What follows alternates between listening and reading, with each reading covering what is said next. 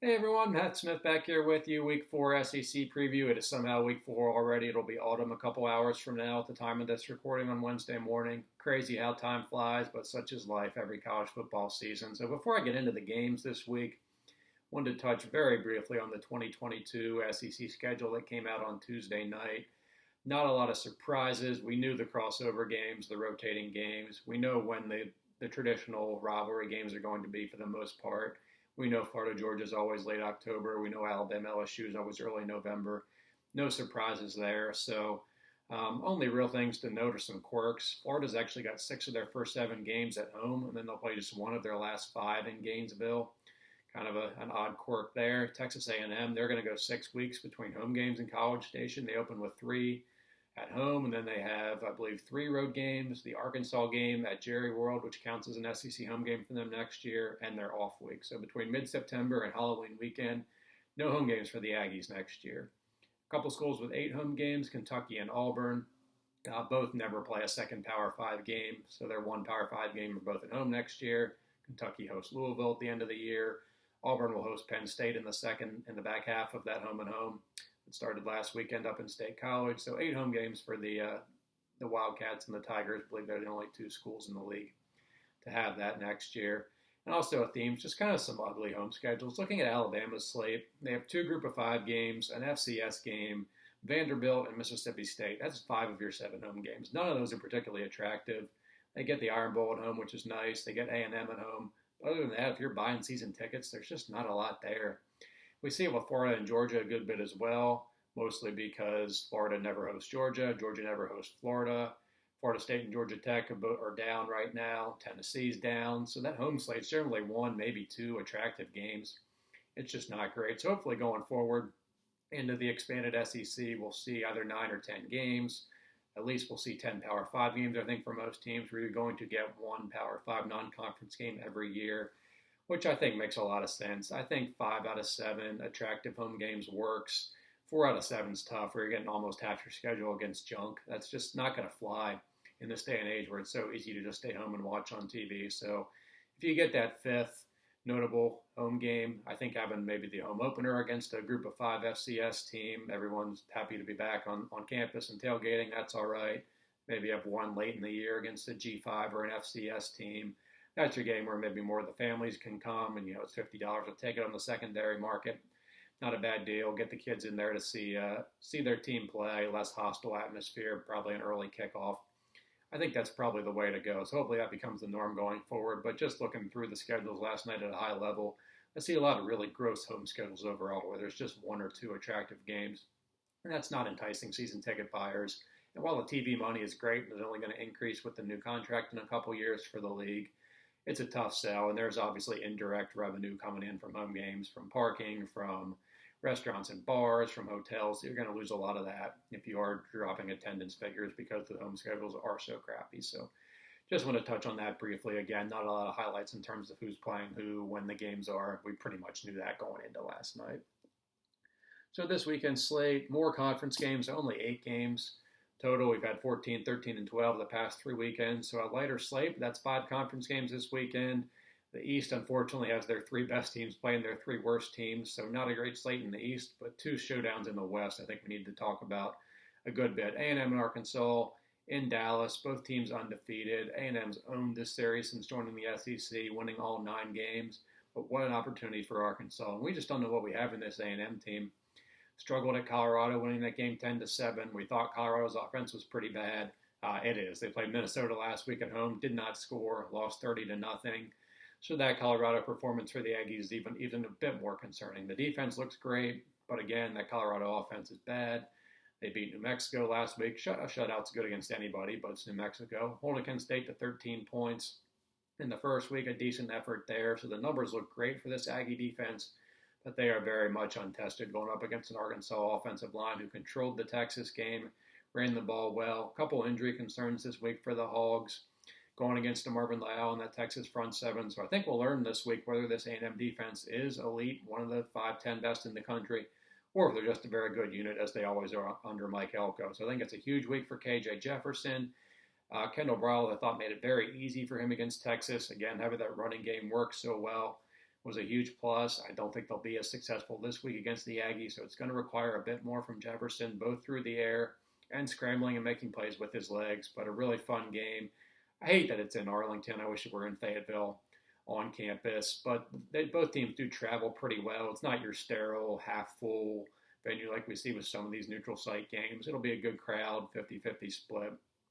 So not quite as bad, again, as some of your other dead atmospheres in NFL stadiums. So I think A&M is going to get through this game. I think the injuries up front to Arkansas, I think their inability to have as much success on the ground as they had against Texas. I think the Aggies pull this one out. This is a tight game. Line's about 5.5. I'll take those points. I think it's a 3-4 point win for the Aggies. But really looking forward to this one. We'll learn a lot about A&M, and we can confirm whether Arkansas is truly the team we saw against Texas, or if they do still have a bit of a way to go to compete with the top tier of the SEC West. Other big game in Starkville, LSU, Mississippi State. Both teams 2-1, so some teams going to have a second loss before September that they probably thought they could get through the month at 3-1 at worst. LSU, can the running game get going? Offense finally took some steps forward last week. Passing game looks good. Deion Smith emerging as a potential complement in that passing game with Keyshawn Butte and quarterback Max Johnson, but they're still not running the ball well, and this Mississippi State defense is really good. 31 points scored by Memphis last week, but the defense did not catch a break. Had that wild special teams touchdown on the bag call, had a couple short fields to work with. So Memphis, with a really good offense, had 55 points the week before, only really had one sustained touchdown drive against that Bulldogs defense. So if this LSU offense is, again, one-dimensional, it's going to be tough, even going against a Mississippi State offense, which is pretty clunky right now. Can't throw the ball down the field very well. But if you remember last year's game, LSU playing a lot of man-to-man coverage. State would throw short, get the run after the catch, turn those into huge plays. So if this LSU defense can settle down, have more success playing some zone, tackle the catch, then I think they can really hold this Mississippi State offense down because, again, they're just not getting the ball downfield with Will Rogers. Offensive line's not particularly good. It's a Mike Leach offense, so the running game's going to struggle. So really tough call there. I'm going to ride with Zach Arnett and this Mississippi State defense to render that LSU offense one-dimensional. I think State will score just enough on offense, but I think a pretty low-scoring game here, 24-20-ish. I'm going to call for Mississippi State. I don't feel great about it, but a fun one to start the day there in Starkville. Moving on to the night games, Kentucky, South Carolina. Big week for Mark Stoops. Classic look-ahead spot there for the Cats. If they can get through September 4-0, you got two monster home games coming up. Florida next week, LSU the week after that, but they got to take care of business at South Carolina on Saturday night. It's at night. It's Williams-Brice. It's going to be a good atmosphere. Not a great team, but South Carolina's defense is playing decently, getting some pressure, forcing some turnovers. Turnovers have been the biggest problem for this Kentucky offense through the first 3 weeks. So while they threw the ball a lot more last week, Will Levis had 35 pass attempts. I think playing now a decent opponent in South Carolina, they got to go back to that bread and butter. Work Levis in there. Obviously, Wan'Dale Robinson is a huge addition to this offense, being able to create big plays in the passing game. But go back to what worked in the Missouri game. Run the ball with Chris Rodriguez. Try and grind this one out and get through it. Because, again, it's going to be a tough atmosphere on the road there. I think they survive. I have it 27-20. The line's 5.5. I would not bet this game at all. I think it's pretty low scoring, pretty tight. I think Levis will do just enough through the air to complement that ground attack. But again, a big week for Mark Stoops. Make sure his team is dialed in because this is a losable game, even as bad as South Carolina is probably going to be for the rest of the year. Tough place to play, and we know what's coming in October for the Cats. So get through it and sit up your big month where it could be a lot of fun up in Lexington. Missouri-Boston College, that's an early kick on Saturday. Phil Dracovic, Boston College quarterback, out for the year. So we're going to go with Dennis Grossel. BC's got a pretty good offensive line. Tyler Vrabel, son of the Titans coach Mike, is one of their better offensive linemen. They still have kind of that Steve Adazio identity, especially without Dracovic there. Grossel's a pretty good runner as a quarterback, so I think they're going to want to look to what Kentucky did 2 weeks ago against Missouri and capitalize on that ground game. For the Tigers, Connor Bazelak, again, a gutty effort against Kentucky. Good performance last week in a blowout. But I'm a big Jeff Hafley fan, Boston College. I thought he did a great job in year one. They're 3-0 this year, very much untested. They've beaten three tomato cans. So we'll learn a lot about them. But I think playing at home, they'll have a crowd there in Boston for the biggest game there they've had with people in 2 years. Again, a couple really bad games to start the season for the Eagles. So I think BC pulls this one out. I'm going to ride with Jeff Hafley, even without Jurkovec, but a close game. Tough road trip for Missouri, and I think 2-2 is a pretty disappointing start for them. I think thinking they could have gotten one of those road games at Kentucky or BC. So they're a slight favorite, but I'm going to call for Boston College on the strength of that coaching staff with Jeff Hafley to pull this one out. Tennessee, Florida. Wow, we're 10 minutes in. Haven't talked about Tennessee, Florida. Such a sad state of affairs there in that once great rivalry. Tennessee's run defense, their numbers actually look pretty good, but they've played obviously two terrible teams in Bowling Green and Tennessee Tech. And Pitt's a pass-first offense. They don't run the ball well. They threw it all over Tennessee and had their success through the air. So I think those numbers are pretty skewed. So saying this is a good run defense going up against the Gators, I don't buy it.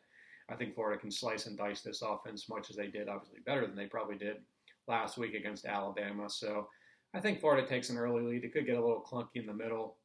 And I think a lot of garbage time points probably on both sides. Don't like this Tennessee defense at all yet. So I would take the over in this game. Line's about 20.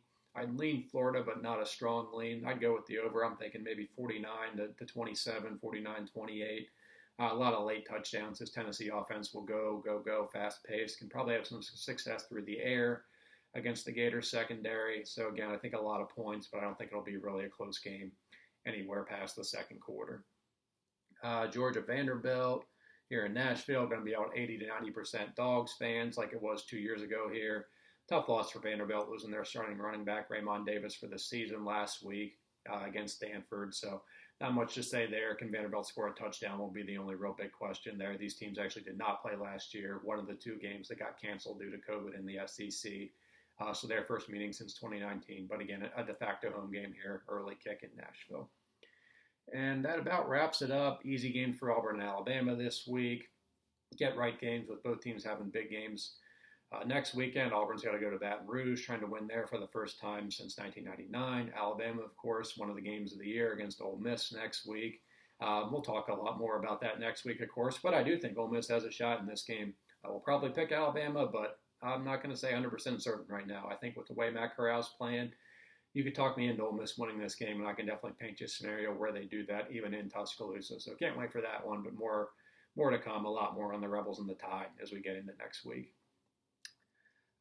Couple national games, not a great week. Primetime window is gross. If you need a date night, this is the week to do it. There's really not much. Couple good games in the afternoon, but the night window, Pac-12 after dark, just not very good. So the couple games to watch are early.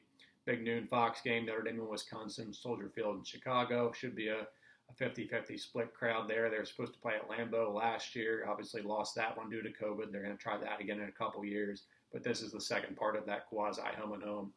In Chicago, Badgers were off last week, still trying to bounce back from that week one loss to Penn State where Grant Mertz was just really bad.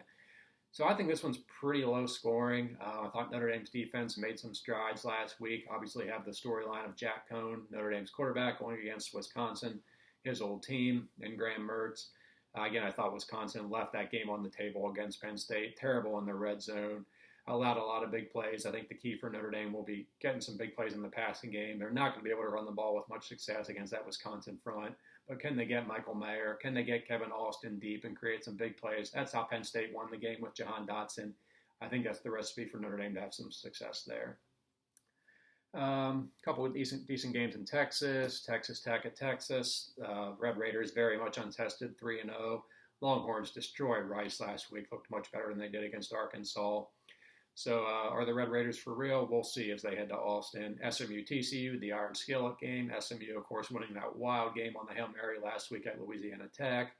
TCU was off last week. They're 2-0. Fun little rivalry game there between the Dallas school and the Fort Worth school. Another Big 12 game, interesting. Iowa State and Baylor. Iowa State went to UNLV last week, pounded the Rebels. Bounced back nicely from the Iowa game. Baylor, kind of like Texas Tech, 3-0 and untested, beat Kansas with ease last week. Interesting matchup there in Waco to see if Baylor is legit and to see if Iowa State is going to be a true Big 12 title contender and can make a run at Oklahoma. If it was just the Iowa monkey they still can't get over, and once conference play starts this week, if they are going to be right back at the top of the league like they were a year ago. Let's see. Clemson, NC State. Can the Tigers get some points? Finally, offense has been a mess the first 3 weeks. NC State, pretty good defense. Are down probably their best linebacker. Peyton Wilson was lost for the season a couple of weeks back. So maybe this is the week Clemson gets going, but hard to bet on that right now. Line's about 10. I'd stay away just because the Clemson breakout game is coming. I just don't know when it is, so I'm going to stay away from betting anything on or against the Tigers in the near future here. Rutgers, Michigan, one of the better games in the Big Ten. That's your 3:30 ABC kick. Both teams 3-0. Michigan very impressive through the first 3 weeks. Rutgers hasn't played anybody. Beat Syracuse. Nothing special there, but also 3-0. They're physical. They're going to test this Michigan run game, maybe require the Wolverines to air it out a little bit. I think they can do that, but haven't had much of a need to this point. But an interesting game there in the Big Ten. Michigan goes to Wisconsin next week, so a pretty fun stretch of the schedule here for the Wolverines after being off the radar for the first 3 weeks, playing a bad Washington team and a couple MAC teams. Pac-12, UCLA, Stanford, fun game there. A couple of 2-1 teams. They'll meet in Palo Alto. Maybe the winner of this game emerges as the second best team in the Pac-12. Stanford gets Oregon next week, also at home. So a fun stretch here for the Cardinal. Took that tough week 1 loss to Kansas State in kind of dominant fashion by the Wildcats, but it bounced back nicely with 2 more road wins at USC and at Vandy. Finally back home after playing 7 straight games away from home going back to last year. UTSA and Memphis is your G5 game of the day. Both teams undefeated. Both teams well coached with Jeff Traylor with the Roadrunners. Ryan Silverfield doing a good job there with Memphis, taking over from Mike Norvell a couple years ago. Had the big win against Mississippi State last week. So one of these teams is going to get to 4-0 and could be a team lurking as a potential Group of 5 New Year's 6 candidate down the road should Cincinnati ultimately stumble. And let's see, not a whole lot else again this week. Pretty quiet. Nebraska, Michigan State. Big stretch here for Scott Frost. 2-2, kind of like we thought they'd be after that opening loss to Illinois. They got Michigan State on the road this week. Then they're back home to face Michigan and Northwestern. Need to go 2-1 in this stretch. And if you buy Michigan, think they're a legit top 15 team, I think that's a loss next week. Northwestern struggling. That's a good opportunity in a couple weeks there. This might be the swing game because the back half of the schedule for the Huskers, they got Ohio State, they got Iowa, they got Wisconsin, they got Minnesota. So if they're 3-4 heading into that stretch, probably not going to a bowl. Again, I don't think Scott Frost is in super danger of getting fired this year. But boy, 4 straight losing seasons for him. That's a tough sell even for a guy who won a national title there as a player back in the 90s. ABC primetime game, West Virginia and Oklahoma. I'd be pumped about this game if it were in Morgantown, but I think West Virginia on the road is a much different team than at home. Playing in Norman, Oklahoma, kind of like Clemson. The breakout is coming. I don't know when it's going to be. It could be this week, but they're a lot better than they looked in the first 3 weeks. They'll get that offense cranked up and get 45, 50 points in one of these games. This might be the week. West Virginia's pretty solid on defense. Letty Brown's a heck of a running back. But again, I think the road-home splits render this game pretty slanted toward the Sooners. And again, Pac-12 after dark after a really fun window last week with Arizona State, BYU, and Fresno, UCLA. Oregon State, USC is probably your best game. A couple other dogs. Arizona, Oregon, that's disgusting. Colorado, Arizona State, back to that game in a minute with best bets. Not interesting there. So Oregon State's okay. I think they're good enough to play with the sleepy USC team if USC is dialed in like they were in the last 3 quarters last week up at Washington State. They should win going away, but not a bad Oregon State team. No contend for a bowl this year. And if USC's off and not sure what to do with their quarterbacks, with Slovis and Jackson Dart both banged up a bit, that could turn out to be a pretty decent game there in the Coliseum. That wraps up the look around the nation. A couple best bets. Circling back on a couple games we touched on. Notre Dame-Wisconsin. Badgers are actually a 6.5-point favorite. That surprised me for a game that I think is going to be pretty low scoring. I will gladly take those points. I think Wisconsin pulls it out, but 6.5, way too many points. Again, the variance from week to week with Notre Dame, you don't know what you're getting. But I think that defense took some strides last week. Still not sold on Graham Mertz, so I think that's a low-scoring game. 6.5, way too many points. I'll take the Irish to cover that one. Texas Tech, we touched on earlier. I'm not sold on the Red Raiders. Longhorns, 8.5-point home favorites. I thought they figured some stuff out last week coming out of the Arkansas game.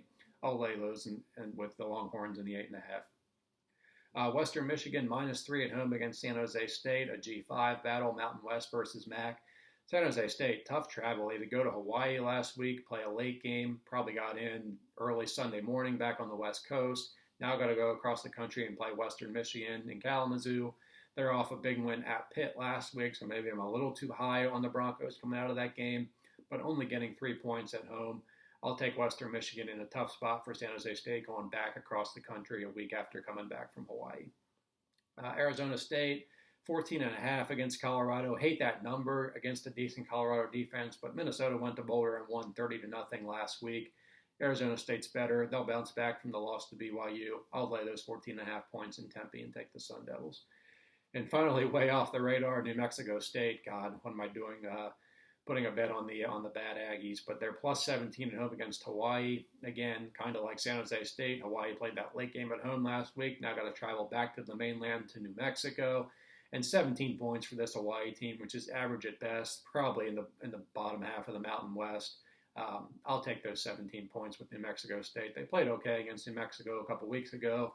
Gave San Diego State a decent game for a couple quarters in week one.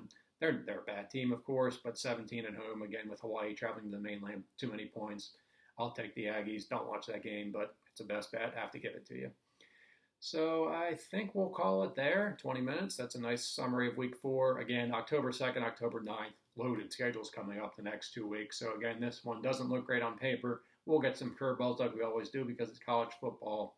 But again, overall, October's got the loaded slates coming up. So stay tuned. Enjoy this week. Again, the early windows are the better ones, not a lot in the prime time or late windows.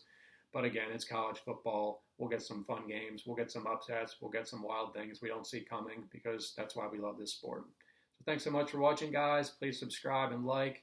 Follow me on Twitter at MattSmithCFB. Written preview will be up Wednesday night into Thursday morning at SouthernPigskin.com. Please check that out for more analysis on this week's slate. I'll be back Sunday to recap the weekend. And thanks so much for watching, guys. See y'all.